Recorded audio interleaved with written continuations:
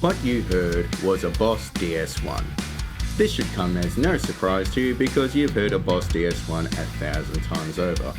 Whether or not you've heard it with Nirvana, Joe Satriani, Steve Vai, The Cure, you've heard this pedal. The DS-1 is one of the most popular distortion pedals of all time, and you've probably heard it in 1,000 other places where you didn't even realize it was a DS-1. The DS-1 is commonly people's first distortion pedal because it's so commonplace and it's relatively cheap, and I think that's kind of responsible for the negative reputation that it has.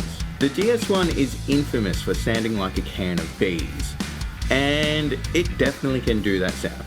If you have a look at the settings I used in my videos, you'll notice that the tone control never really got close to noon. This pedal can be insanely bright and insanely fizzy if you push that tone control past halfway. I feel like most beginner guitarists will see a knob labeled tone and then they'll crank it as high as possible because that will give them more tone, right? It doesn't work that way with this thing, you just sort of add brightness and fizz. But if you keep the tone below noon, this is a really good sounding pedal. In fact, if I'm honest, it's one of my favorite sounding distortion pedals. I can't really explain why it's one of my favorite distortion pedals. I mean, it's kind of lo-fi, it is still bright and fizzy even when you got the tone set right. It's got this huge bottom end that's like really murky with no definition to it whatsoever. But it's just really good fun.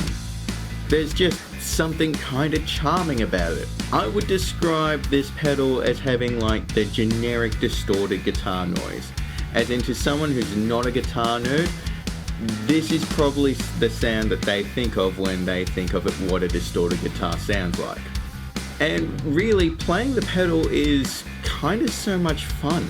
It's really effortless to create this gigantic distorted wall of noise that's just it's easy and it's fun. You plug it in, you keep the tone below half and you're good to go. It's great fun. It's surprisingly reactive to your playing as well as your dynamics. It cleans up pretty decently as well with the volume control, so I think that's why it's so much fun to play, is that it really works with you. And as an aside, I actually really like it on bass guitar as well. It kind of sounds a bit like a fuzz, but it's got a little bit more definition than a fuzz.